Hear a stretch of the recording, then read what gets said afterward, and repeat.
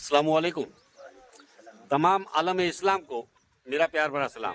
मैं आपका मेज़बान अनवर हुसैन खलीफा, सेंचुरी टूर्स एंड ट्रैवल्स आयोजित गढ़सी शाह और आज लखपत की सरजमी पर आशिक रसूल गौस मामद के मुक़द्दस दरबार की ज़ियारत करते हुए जहाँ की जो करामतें हैं वो तो इंशाअल्लाह बताने की कोशिश करूंगा, लेकिन इस दरगाह शरीफ की जो खासियत है वो इंशाल्लाह बताने की कोशिश करूंगा ताकि आपको पता चले कि गुजरात की सरजमी पर ऐसी कोई मजार नहीं होगी जो नक्शी काम जिस तरह से किया गया है वो इंशाल्लाह बताने की कोशिश करूंगा। दोस्तों, ये देख लो, ये लोहे की जंजीर की तरह पत्थर में पूरी मज़ारे पाक बनाई गई है। ये ऐसा काम है जो पूरे गुजरात की सरजमी पे कहीं दिखाई नहीं देगा। इस तरह से इंशाल्लाह यहाँ की जो भी मालूमात होगी आपकी खिदमत में पेश करने की कोशिश करेंगे दोस्तों।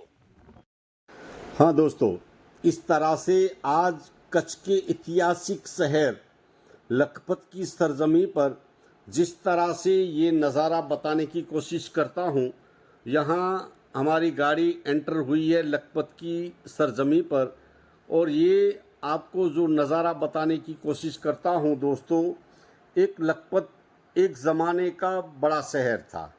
जिस तरह से आज से तकरीबन 200-300 साल पहले लखपत की सरजमी पर 45,000 की बस्ती थी।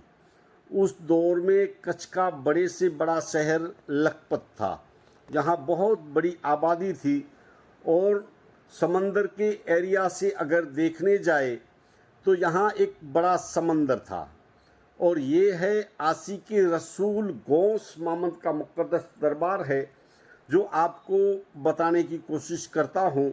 ये मज़ार पाक आशिक रसूल गौस मामद की है जो लखपत की सरजमी पर एक ऐसा मज़ार पाक है जो आशिक रसूल है। जिस तरह से बचपन का ज़माना था, तकरीबन 8-10 साल की उम्र थी और नाना जान हजे बैतुल्ला के सफ़र के लिए निकले, तो ये जो आपको होली बताने की कोशिश करता हूँ, तो गौस मामद ने अपने नाना को कहा, नाना मुझे भी हजे बैतुल्ला के सफ़र के लिए ले चलो।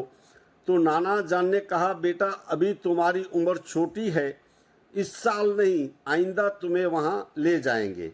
तो आशिक रसूल गौस मामद वहाँ से एक सुतार के पास जाते हैं और छोटी होड़ी बनाते हैं। होड़ी बनाने के बाद समंदर के एरिया में आते हैं और ये आपको छोटी होड़ी जो बताई थी उसी होड़ी में बैठकर सवार होकर हजे बैतुल्ला का सफ़र किया था। ऐसे आशिक रसूल गौस मामद सरकार रहमतुल्लाह अलैह जो लखपत की सरजमी पे आराम करते हैं।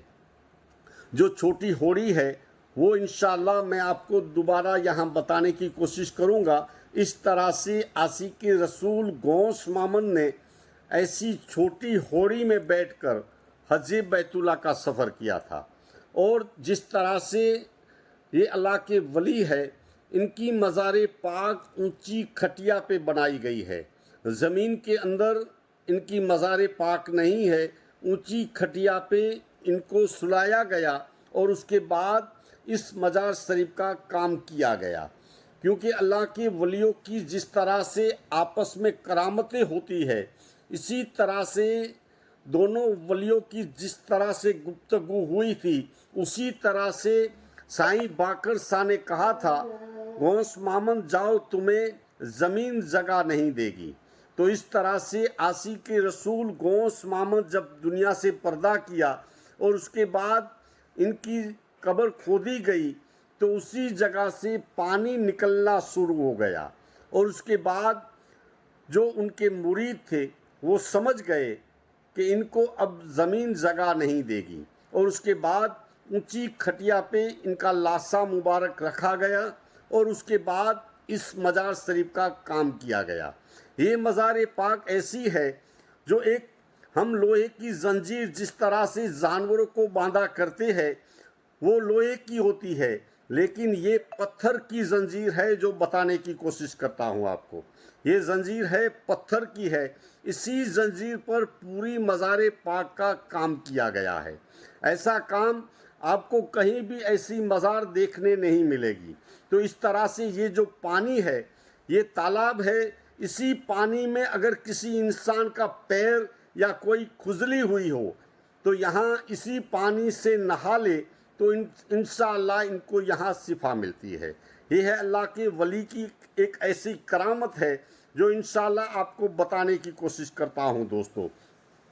ये लखपत की सरजमी का ऐतिहासिक एक शहर है जो बिल्कुल आपकी नज़र के सामने ये गुंबद बताने की कोशिश करता हूँ।